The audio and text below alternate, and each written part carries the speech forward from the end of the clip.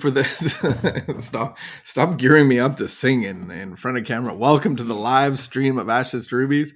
Welcome to our Monday morning connection. Monday meditation. The opposite of addiction is connection. And so we like to do different kind of connections. We do a morning meditation. We do in-person meetings. We do online meetings. And the whole point is to connect your hand with the fellowship and the love of God. That's what real recovery is, right? Yep. It's a snow day. Where we live, it is a snow day. So that means I bet very few countries in this world would be able to relate to what's happening today. So, well, not even our whole country can't relate to this, but although BC that's true. Did get some snow this year. So like when snow days. They cancel, the people that are responsible for the buses that take the little children to school, they have decided that they're not going to run the buses. So basically we have so much snow that is falling today. I can't even see across our field. And I would say that we probably have visibility 6-8 inches of snow already, with another, who knows what's going to come.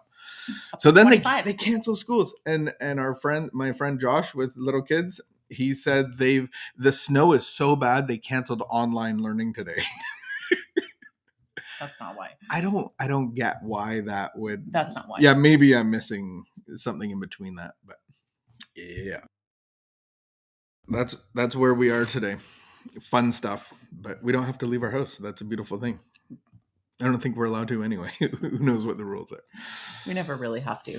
I was listening to myself the other day, and I have been told a lot of my life, maybe, that I breathe heavy. And it's one thing that I wish I didn't. I wish I was a light breather, like just a little like I don't know how you are a light breather, but being a light breather, but I have a deviated septum and I have other issues, but I got the tonsils out. So I figured I should be a light breather, but I'm not. You're not. No. And then the other thing that I wish that never happened to me was when I was younger, and it still happens, my face would turn red. So when I run and when I do sports, my face would be bright red. And I always was embarrassed of that. Or when the teacher called on me, and then people say, what do they say? Oh, his face is turning red. Yeah, which makes it redder. It's so helpful. And it's like my ears are on fire. Well, thanks for sharing those little tidbit insights into your insecurities. Yeah, I just get them out. What's one thing that you wish you could do differently? Apparently I have a very expressive face. I wish that would be different. Even now you make fun of me because when I'm deep in thought, you're like, oh, she's thinking hard. I do things with my face, apparently. So I think it's just good for us to remember that we don't always have to point things out about other people. It's so true. It's really unkind. We don't have to point out things. We do it. A lot of people do it. And, we start as kids and it's really unkind. Yeah. So let your faces go red, do some heavy breathing, contort your face when you're whatever. It doesn't really matter.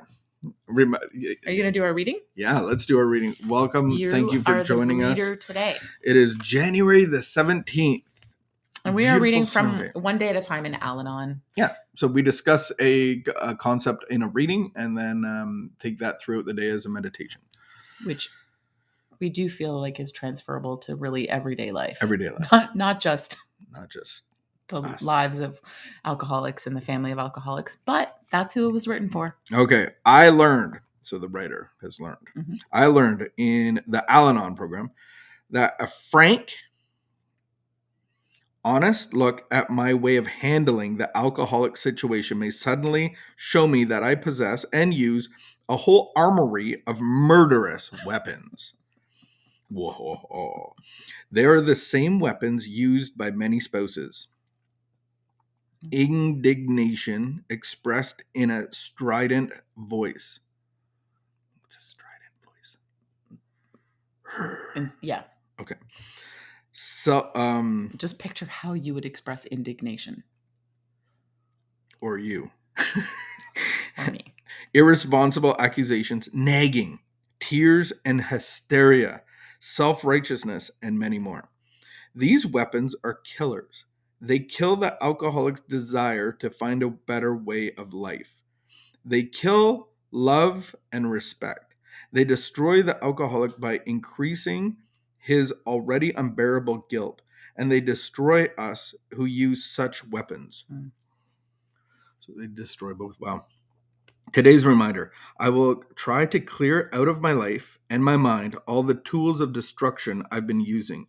I know they can do nothing to improve my situation. I will make myself learn to use a new set of tools: tolerance, kindness, patience, courtesy, love, and humor. And a firm determination to do what is necessary to improve my life. Here's our quote: God, who is all good and all wisdom, provides me with the tools that are useful in my overcoming my difficulties. May I be willing to use them, willing and compelled to use them. Amen.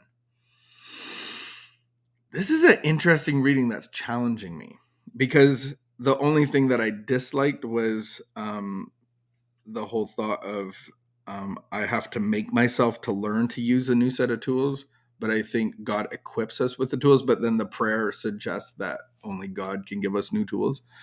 But there's an interesting tension of being in an addictive relationship, but even non-addictive relationship. Don't we use these weapons, tools? Yeah, I don't think you have to be in a relationship with an alcoholic.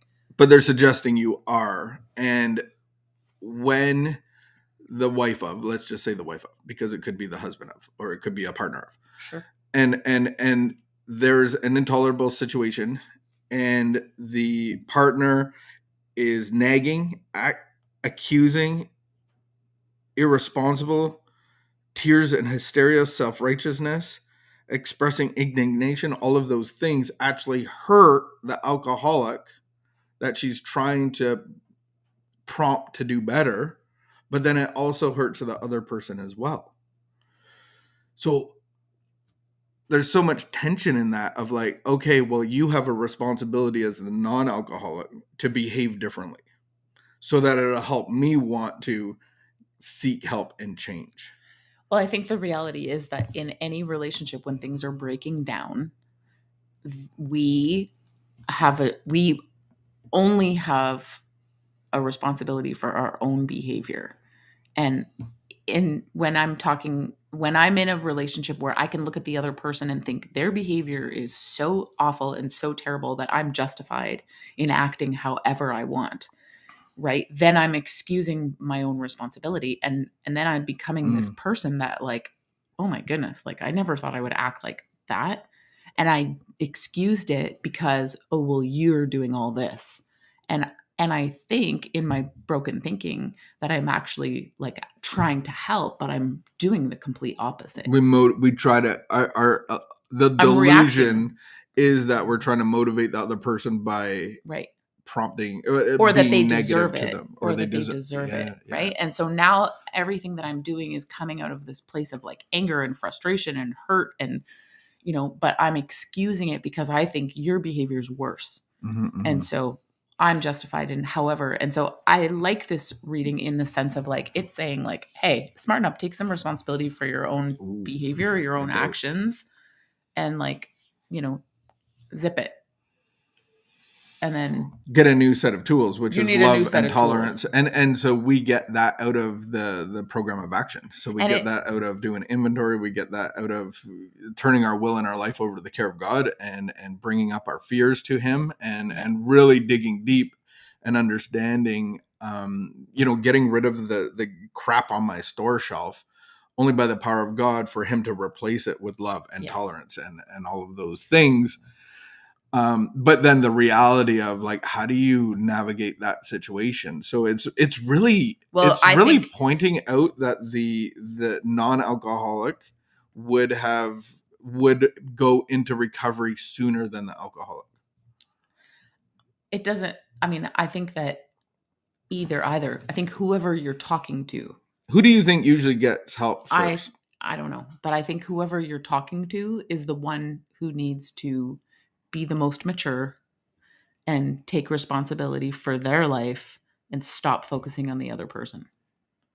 Right? And that's I think, I mean, we get into this like really difficult situation where it's round and round and round, and part of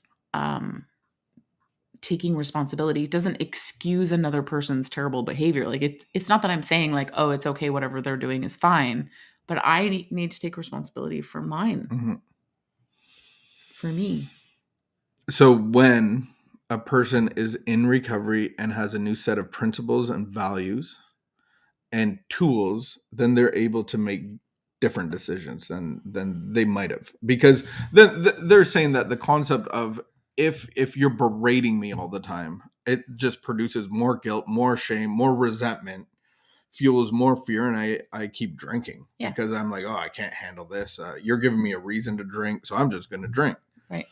So yeah, I think it might. I don't know, but if I was to say, I would say the partner that is not alcoholic gets help first, usually.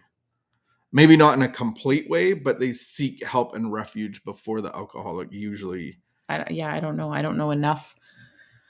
You don't know enough marriages like ours where people are still together to know.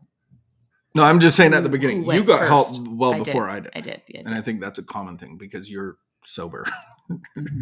All right, we leave you with that. What is in your tool belt? Are you using the tools of indignation and contempt and scorn? Nagging's a really, really effective tool. That really gets people crying and hysteria. Thinking, hey, yeah, I should for real do that. I love me some good nagging.